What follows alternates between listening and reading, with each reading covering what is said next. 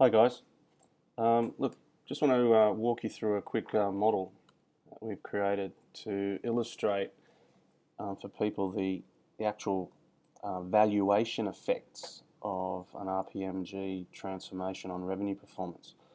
So let me just walk you through this little model. It's really quite simple, although there's quite a lot of numbers on the page. Let me just make it a little bigger.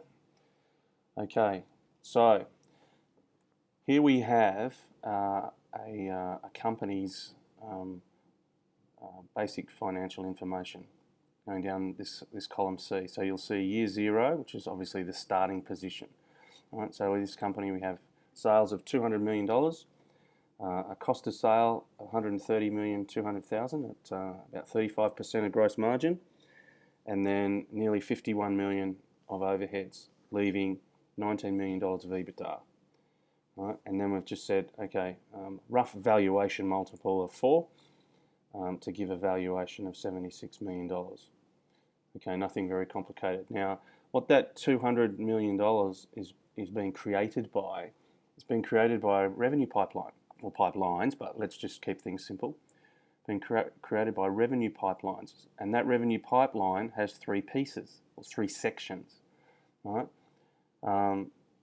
We've got our the final section, which is where offers or proposals are closed or won, and then we've got the section before that where meetings or appointments or the first meaningful point of sales contact turns into an offer, and then we've got the first step, which is where leads are turned into appointments or meetings. Don't get hung up about the terminology that I'm using here on here. You know, it could be a meeting, could be an appointment, could be a telephone call, could be whatever, and an offer could be a proposal or a quote or whatever that looks like in a different organisation's process. So you've got a revenue pipeline, which is taking leads, turning them into appointments, then we're turning meetings or appointments and turning them into offers, and we're taking offers and turning them into closures. All right? That's how sales pipeline works. Now, the Australian benchmarks for financial year 2012, the average end-to-end closure rate was 2.45%. I've actually rounded these figures slightly just to make the maths a bit simple. Right? And this is what those components were. So across a sample base of nearly 500 organisations, the average lead to meeting ratio was just a tad over a third. The average meeting to offer ratio was also a tad over a third, and the average offer or proposal to close was actually just under 1 in 5. So I've just rounded it to keep the math simple, okay? So we've got 35, 35 and 20 resulting in 2.45% end-to-end closure, and that's generating $200 million.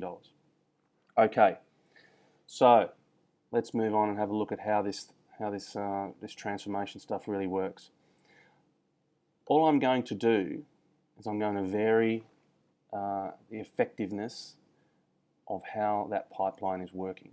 Okay, so I'm going to improve its conversion metrics and just on these three simple stages.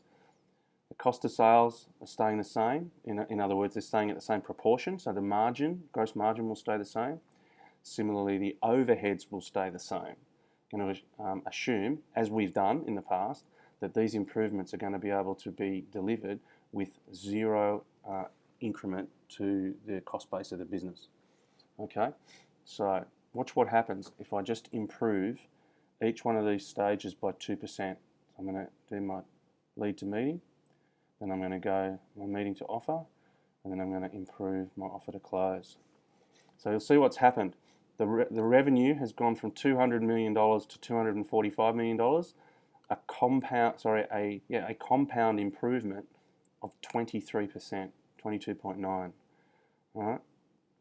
So that 35, 35, 20 has gone 37, 37, 22. All we've done is make very small, relatively small incremental improvements in our conversion. All right, not very much, but you can see that those 2% improvements drive a 23% compound improvement. So there's a real multiplier effect here, right? But watch what happens down further down in the equation. Okay, so we've got now $85 million of margin, still the same proportion, right? Still at 35%, and our overheads have stayed the same. So we drive $35 million of EBITDA at a multiple of 4, and our valuation goes from 76 to 140, 84% improvement in valuation. And that's the valuation multiplier of revenue performance management. So then just quickly, watch what happens if I add another 2%, we go 2 on 2. So another 21.2% compound. Obviously we're moving off a slightly higher base now. Look what happens down the bottom, another 52. So over the course of 2 years, incrementally improving by small increments up the top, our valuation went from 76 million to 212 million, and a 180% improvement. And that's the power of transformation.